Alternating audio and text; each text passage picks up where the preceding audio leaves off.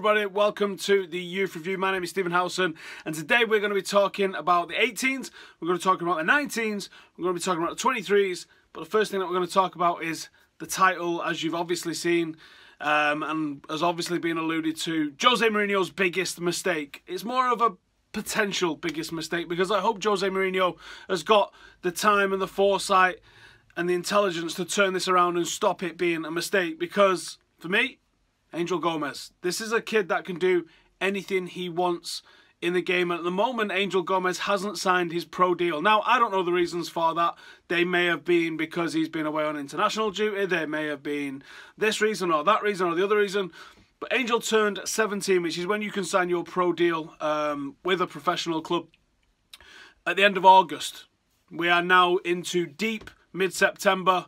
Are you telling me there's not been half an hour to sit down and get this nailed down? This should have been a massive priority for the club, especially in the light of one of Angel's best friends just leaving Manchester City and going to Dortmund and pursuing first-team football out there. There's also a host of other English talent that's going out there as well. Now, talent-wise, I think Angel Gomes can do whatever he wants in the game. He's certainly got the ability to play at the highest level in the Premier League, certainly got the talent to be a top-level international. And why am I certain about this? Well, there's a few reasons, actually, why I am certain about this. Now, young players can come through, and often do come through, and they're super exciting. Talents like Cristiano Ronaldo, talents like what Wayne Rooney was, raw, exciting, get the crowd on their feet, run around and are very, very physical in what they do. We've got Mason Greenwood's probably a little bit like this at the moment as well. Very physical in how he does. He's quite slight, but he uses his speed, he uses his height, he uses all them sort of things. Now, you see this a lot coming through as an academy player. They might have one thing that makes them stand out, a perfected skill, a trick. It might be pace, it might be height, it might be... They have one thing that makes them stand out, and it's usually a physical thing that they're able to take advantage of.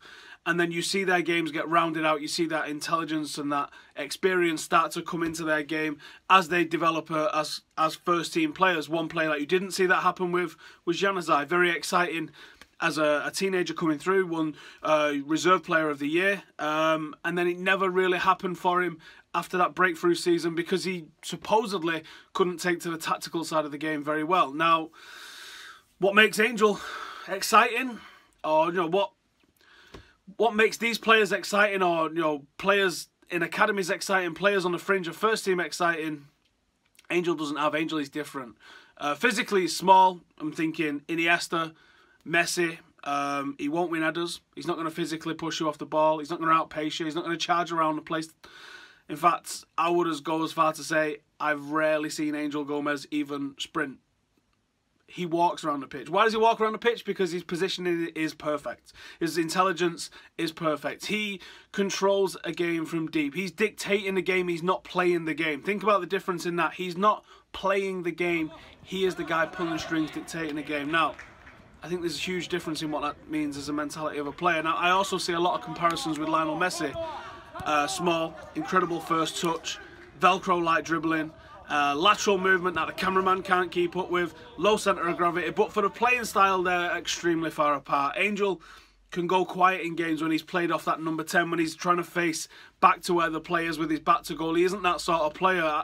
I thought it weird when I first heard that England deployed him as a number 6, but actually when I've seen him played deeper as a number 8, mostly as a number 8 for Manchester United, he comes and he's got the licence to pick the ball up from deep, carry it forward and make things happen. He's got a real metronomic sort of style of play, so he'll give it and go, and he'll take it, and there's shades of Paul Scholes in that way, that he dictates the game, not using physicality, just using his brain, using his unbelievable vision. You're seeing outside of the foot passes spread out to the far touchline. You're seeing nice little 1-2s. There's shades of Messi when he gets into that final third and into the box, because he's got this unbelievable uptake of speed in that sort of acceleration area where you don't need to be doing 25 metres. You're talking 1 or 2 metres of acceleration here and there, and things are going to happen. And his touch and his finishing, he's not smashing goals in anyway. He's placing them. Pretty much every goal he's scored has been a dink or a pass. Think about that, a pass into the goal.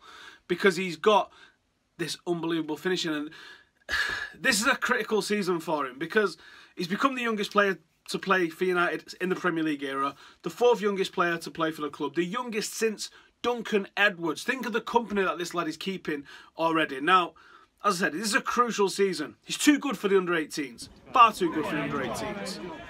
I don't really think he really should be dealing with the 23s. And we'll get to the 23s at the end of this video, or later in this video, when we start talking about what's going on with them. Because they're in shambles at the moment. So I think it's probably better for him to skip the under-23s altogether, stick with the under-18s, and maybe lead them to some success, and then go into the first team. But ultimately, when Angel Gomes looks back on his career, he's not going to look back and look at that youth medal and go, what a top career I had. No, Angel wants to be looking back at 5 league titles, a Champions League, a Ballon d'Or. That is the level that this kid can go to if he's allowed to grow. If you don't give him the opportunity, you're not going to get the opportunity. For me, Jose Mourinho is the man that can make this happen for Angel now, because this could be Mourinho's biggest mistake at Manchester United. This could be on the level of what... I mean, there's a discussion to be had whether Paul Pogba was Sir Alex's biggest mistake. If it's not the biggest, it's certainly up there. This is the same sort of level player that we're talking about here with Angel Gomes. And if he's not given the opportunity to flourish inside this United Academy, and I'm not saying he's ready this year. I'm not even saying he has to be ready next year. He's definitely going to be a later bloomer because of the physical side of the thing. But it's an absolute certainty because of that maturity, because of that decision-making that he's got in the game, because of the way he plays the game and dictates the game. He's not one of these exciting academy players that bursts onto the scene in a fit of physicality.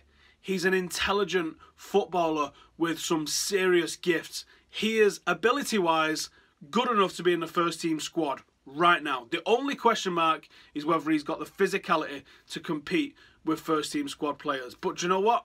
Iniesta managed it. Messi managed it. Juan Mata managed it. These should be the players that management and coaches and everybody else needs to look to and see how they manage to transition from playing youth football to playing first team football and build the pathway through for Angel Gomes. It's got to get there. Because if Mourinho doesn't allow this now, he needs to be played, involved in the first team, maybe not even played. Maybe just training with the first team would be good enough as a development tool for Angel Gomes this season. But there has to be a pathway in place for Angel Gomes to go from where he is now wearing a captain's armband in the under-18s to having a squad number, to having a first team training locker, to being a fully fledged member of Manchester United first team. Because you know what? I'll be absolutely fucking sick if I see him making first team games for anybody else out there. So, on that one, Jose Mourinho, sort it out. I hope you were here for a long time. I've been impressed with how you've been as a Manchester United manager so far. But the big test for you is how you handle not just Angel, but Axel Tuanzebe, Fosu Mensah, Andreas Pereira. These are 4 elite special talents that Manchester United have got on our hands. And there might be others that are coming through there as well. But these are the ones that are going to make or break what Manchester United fans see as you. Because that youth record that we've got since 1938, we don't take that lightly. If that goes away, you can't recreate 80 years of history. That's what separates us from everybody else. On a slightly related note, I've heard today that Huddersfield have closed their academy, which is an absolute fucking shambles. Absolute shambles. How is a team allowed to compete in the Premier League and not think it's suitable for them to have an under-18... they're only going to compete at under-18s and under-23s. They're not having anything from 16s downwards. That is an absolute disgrace. No wonder the game in this country is so short-sighted, it's absolutely fucked. You can't allow a team to just drop out of being in the academy game. It's an absolute disgrace. It should be a requirement of a Premier League team to have a Premier League team, to have an academy team. It's an absolute disgrace. It should be like having an all-seater stadium at the moment. It should be one of the just like a given. Like, do you have a physio? Yeah, of course we've got a physio. We're a professional club. Do you have an under-16s? Of course we fucking have an under-16s. That's literally how stupid it's supposed to sound. Huddersfield lost a lot of respect for you there. Lost a hell of a lot of respect for you.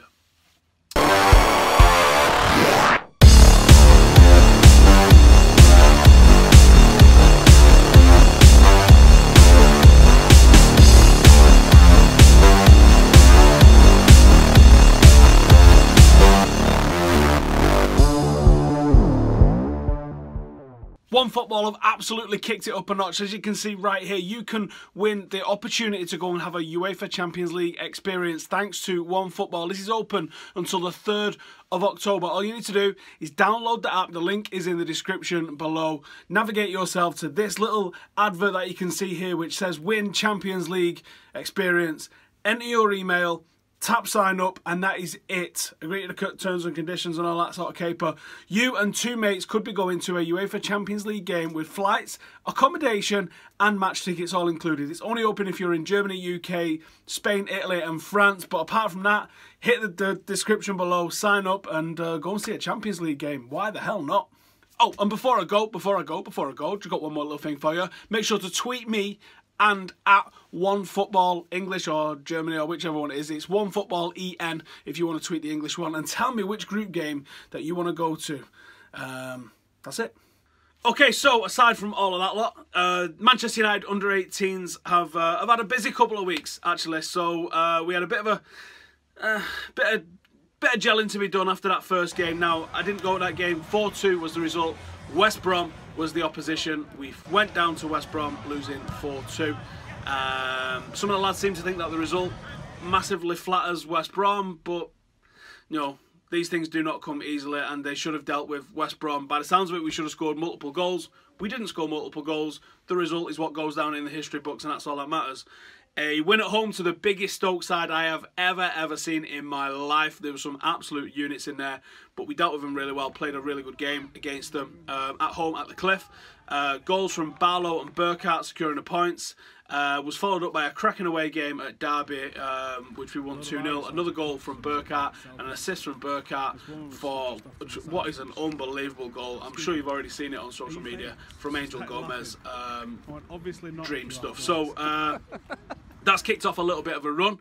The same team, with the addition of a couple of older lads, saw off FC Basel in Manchester United's return to the UEFA Youth League, a competition which is now our 3rd time entering. The first 2 times we failed to get out of the group. Players like Andreas Pereira, Marcus Rashford was unable to do anything about getting us out of the group. So there's a little bit of a pressure on this side now, not just to get out of the group, but to have a real good showing in this competition. Now it's a bit of a complex competition as well. So the way it works is there's your 32 qualifying teams, which are mirrored from where the first teams come in the Champions League. So there's no draw for the Youth League at that stage. You play the same teams that your first team plays. You play on the same day, like 5-6 hours beforehand, up until the final group stage. There's also 32 domestic champions, so the likes of Gibraltar and Malta and all the teams that don't have a first team that qualifies for the Champions League. 32 domestic champions, making 64 teams. But they're separate until the round of 16. The 32 domestic champions gets whittled down to 16 and then 8. And then their 8 goes forward with the 8 runners-up from the Champions League group stage, like the first team side, where they make one round of 16. And then they will meet in the quarterfinals against the rest of the lads that are coming through that win the group. So it's a little bit complex. All we need to know is from United side, if we win the group, we're through. If we come second, we have a playoff against one of these smaller 32 domestic champions from, let's face it, the smaller countries around Europe. So win the group, no problem. Come second in the group, possible little playoff situation for us. Come 3rd or 4th in the group, no point. So it's a great opportunity, it's a great little league, and it's good for the development, I think, to have the young lads experiencing travelling abroad. Because let's face it, if you're looking to be a Manchester United first-team player, you're going to have to deal with European football, you would hope. So I think it's good practice for them to get into the habit, because I don't think there's enough games, certainly not enough competitive games at this level. And one of the problems that you have with under 15, 16, 17s, 18s, that sort of age group, is that it's just all the same group of players, all coached the same way, all playing against the same kids. They just moved teams a little bit. You know, this player used to play for City, now he plays for United. That player played for Everton, now he plays for Stoke. This player used to play for Stoke, now he plays for Liverpool. It's the same kids, coached by the same coaches, in the same systems, wearing different kits. Now, when you take that to Europe and you bring all these European teams in that have been successful, or semi-successful at least, in their nations, then it's more of a competitive edge for them, and I think it's definitely a step up in the competition. It's something that I think that Manchester United should put a lot of time, effort and focus into it. Nicky Butt is the guy that's coaching it. 4-3 was what we saw off FC Basel on Tuesday at Lee. It pissed down, left us just enough time to get to Old Trafford. If they made them at 3 o'clock instead of 2 o'clock, 2 o'clock instead of 3 o'clock, it'd be much more beneficial for everyone. It's a little bit tight get down the motorway to get to Old Trafford after going watching them. But good day out. 4-3. The goal scorers for United was Gomes, Bowie, Boonen and Barlow. There was 3 penalties in the game, 2 for United, 1 for Basel. It was a bit of a tasty game, but it was a good game all the same. So the next league fixture for the under-18s is the Saturday the 23rd of September, and that is Newcastle at home at the Cliff. There is a Premier League Cup game which is tomorrow afternoon at the Cliff, which you can go and check out as well. I don't know if I'm going to make it for that one yet or not. So the under-23s then, let's talk about the under-23s, because it's going to be another one of them seasons for the under-23s. We've had the experience of Luke Shaw and Ashley Young to help them out and bolster them, but it's not really helped. Their best result so far was the opening fixture against Leicester. There was then a draw with Swansea, and then 2 successive defeats with Spurs and Arsenal. And it's clear to see they need investment, and it's not coming. And it's just a disappointing, boring season. It saps the life out of you. Under-23s football is a weird age. Call it reserves. Bring some first-team players in. It makes something happen in there. It's so vanilla. And Manchester United's treatment of it, we nearly got relegated as champions last season, which was an absolute disgrace. We just stayed up. This season, we're going to struggle. We're going to struggle. There's some talented players coming up from the under-18s. They're not really at that pace just yet. It's a long step. It's a 5-year gap, really, that you're looking at. There needs to be something different to under-23s. I think it's absolutely gash. It's absolutely gash. The better players get loaned out. What's left is either too young to really make an impact or just plain simply not good enough. So it's a bit of a shambles. The next under-23 game is away at Chelsea on Monday, and I would expect an arse kicking if I was you. I'm not heading down there for that one. I got to work till pretty late on Monday ahead of going to Bilbao on Tuesday, so I'm not going to make it for that one. I'll probably check it out on MUTV, but I definitely expect an arse kicking from this one. That is it for this episode of the Youth Review. It's been a tough call getting these out with any sort of regularity, but you know, I am trying to do this as much as possible, especially with the frequency of being able to get to the games and all that sort of stuff. But thank you for watching. If you like this sort of stuff, if you've got any questions about the youth team, any of them players or anything along those lines, and I know you're all going to ask me about the kid that we've just signed from Coventry, but as I always say to you, I'm not going to comment on a player that I've not seen play. So that goes for Puigmal, that goes for Traore. I haven't seen them play. They've not played in any public matches yet. I'm hearing good things. That's all I can say to you at the moment. I'm hearing good things, but until I clap eyes on them myself, I'm not going to say anything about it. But before I get away, some brilliant performances that I think worth noting. Burkhardt in the under-18s led. Brandon Williams been putting in some good performances. Leo Connor, some good performances. So there's been some excellent performances in the under-18s at least. And Angel Gomes for the last couple of games, coming back from his injury, a little bit of a knock at the start of the season. The kid looks like he's on another planet at the moment, so hopefully that continues. Hopefully we have a good run in the FA Youth Cup this season, because I think it'd do them a lot of good if they manage to get that. So thank you for tuning in. Make sure to go and download the OneFootball app and win yourself the opportunity to go and see a Champions League game. Thank you guys for watching. Make sure to subscribe if you're new around here. As I said, get any questions, comments or anything like that in the description below, and I'll see you in the next one.